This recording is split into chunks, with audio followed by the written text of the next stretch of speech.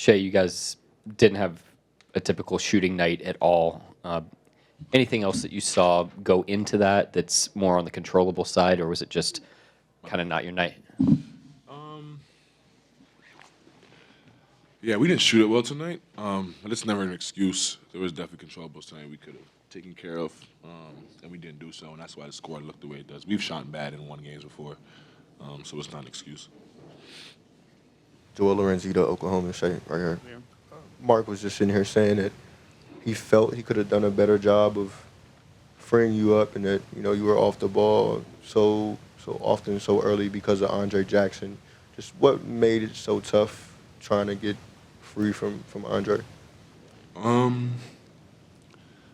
feel like I got enough touches. Let me see. Yeah, I shot 24 shots. I've shot less in wins on better nights. Ball didn't go in as much as I wanted it to tonight, but I feel like I got enough touches to answer your question. Second row here to the left. Daigneault Bell, BSO. Dub, 8 points in the paint in the second half. What do you feel like that was an issue or cause for that? As a team? Yeah. I mean, they're big, so that's their advantage. Yeah, I don't think we generated enough force and weren't as sharp in the half court. Getting freer looks to get in the paint, but at the same time, some of it is trying to get in there to look for sprays and have them rotate. So that's some of it. But yeah, probably just not enough force getting to the rim. First row here to the left.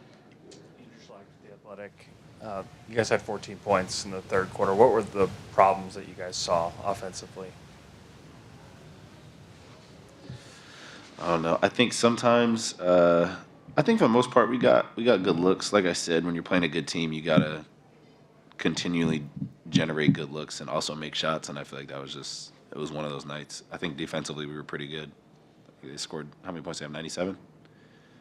Yeah, so defensively I thought we were pretty good, but yeah, sometimes it just doesn't go in, and you have to have enough will to kind of keep doing the right thing and moving the ball, and the chips lay where they lay. But yeah, I mean, it's just one of those things. Just didn't shoot well, and probably could have got some better shots, myself included. And yeah, that's kind of it.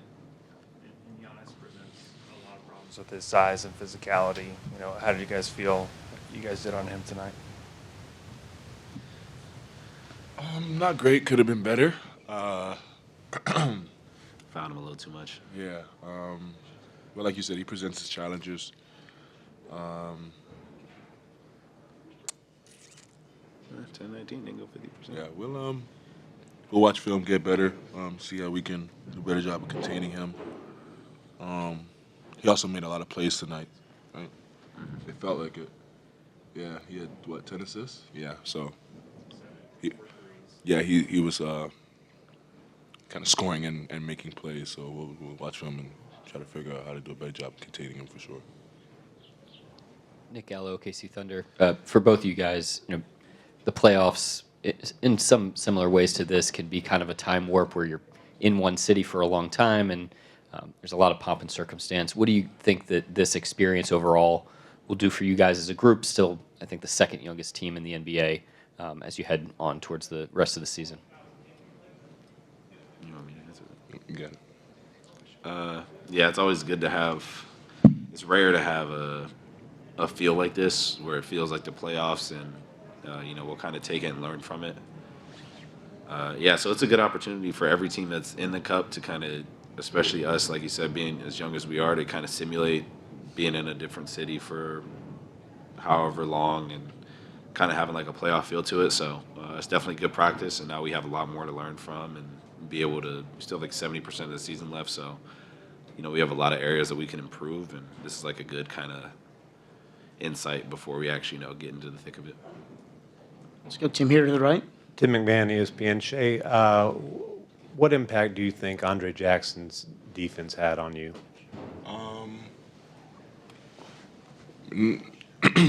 He did a good job tonight. Now, I don't think he was the reason for my type of night. The way I felt tonight, I've still got to my shot, my spots. I just didn't make anything. It felt like things like that happen. Nights like that happen. But yeah, he played hard, was aggressive. Nothing I haven't seen before. But yeah, I feel like it was me missing more so. Shai, I'm just curious. Back. Giannis is obviously a two-time MVP. He's done this before. He seems to be gotten better. He's shooting more efficiently, scoring at an even higher clip. Just what have you seen from him as an opposition, but how he's taken his game to another level? Yeah, it's funny. We don't play them a whole lot being in the West. But, yeah, from the outside looking in, it seems like he works hard.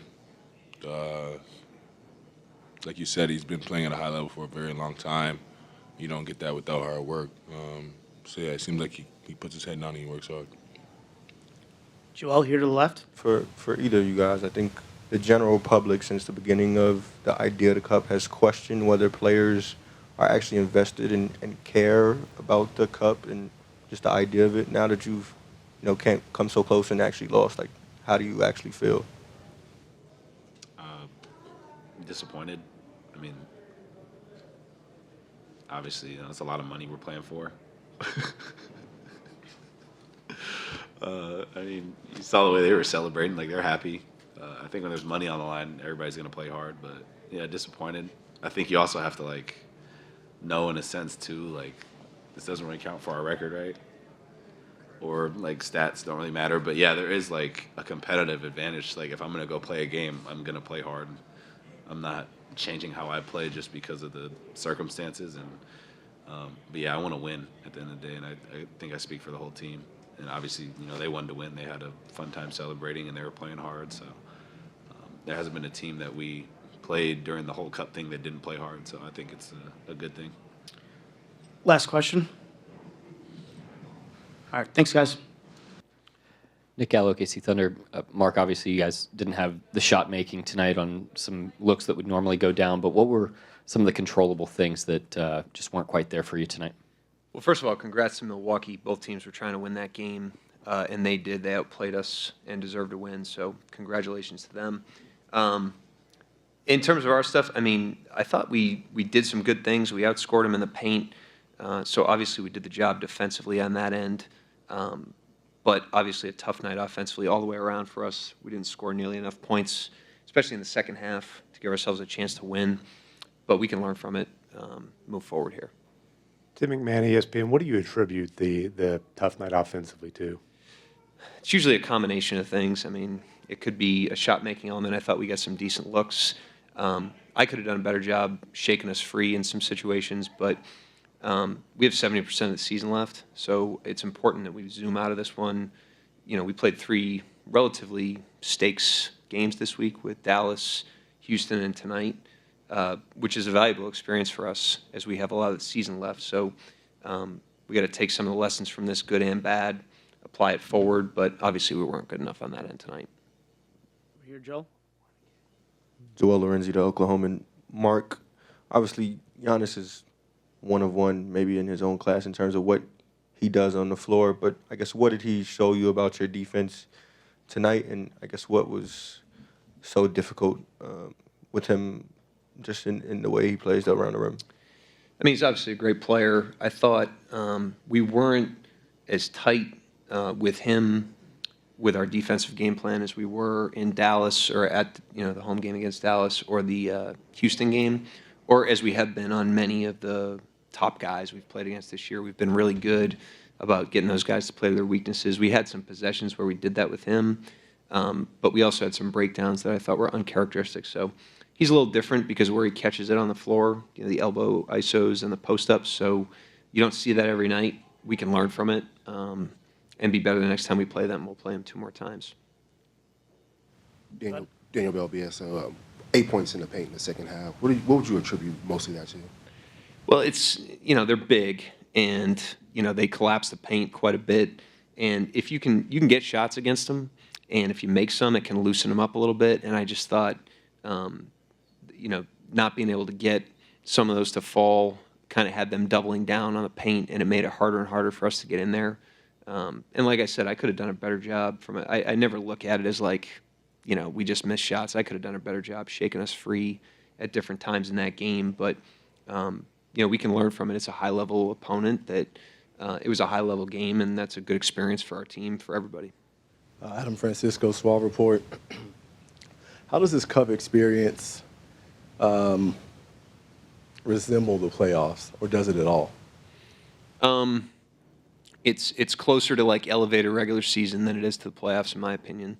Time of year has to do with that. The nature of a series versus a one-and-done situation has to do with that. But playing, elevated opponents, good opponents, with some elevated stakes, elevated distractions, is a good experience in December for our team. And as I've said all along, win or lose, we're trying to grow with a lot of the season left, and being in these situations has helped us do that. So now we got to take these lessons and head into the rest of the first half of the season.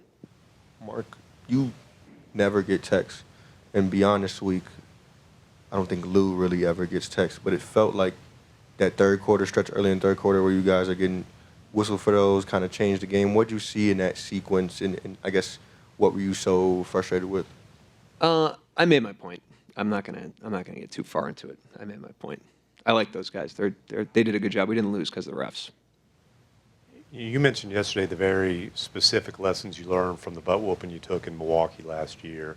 I know this is fresh. You haven't been able to digest it, but what do you see as the things from this game that can, teach you guys moving forward? Well, I mean, these are, they're like the Lakers. They're like Dallas. There's a size element to them. They're a team that you really have to try to move around. It's hard to do that. They're really good at not doing that. And then there's blunt force on offense. They're similar to those teams. They pump fastballs against you, and you got to be able to hit 98. And so it's not just one game, but these are informative games. Like you win the Dallas game, you win the Houston game. Those games give you confidence because they're elevated opponents. You execute, you go earn the games. And then when you lose a game like tonight, it gives you wisdom. It gives you information on yourselves. And as long as we're growing through all those experiences, then we'll gain momentum as the season goes on with still a young team and a team that's growing through everything. So these were good experiences this week, and now we got to get back into the rhythm of the season and continue to get going here. Go ahead, Tim. Oh, standing to the. Yep. Sorry. You opted to go with Isaiah Joe in the starting lineup. What went into that decision?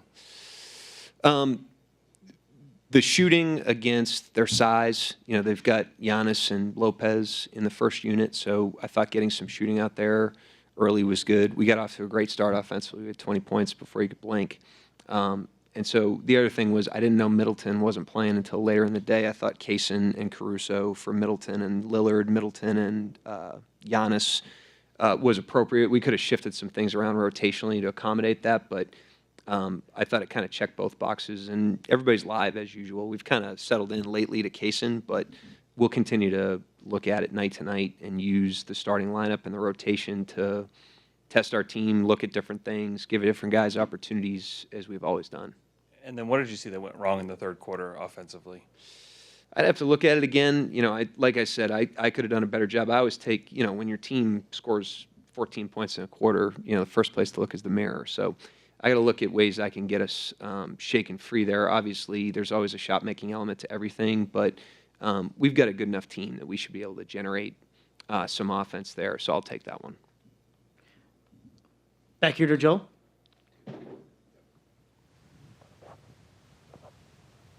Mark, with this specific opponent, with the size element, does any part of you wonder what Chet might have meant in this game? I love Chet. I wish he was available. I wish he wasn't hurt, but I'm very present in the games.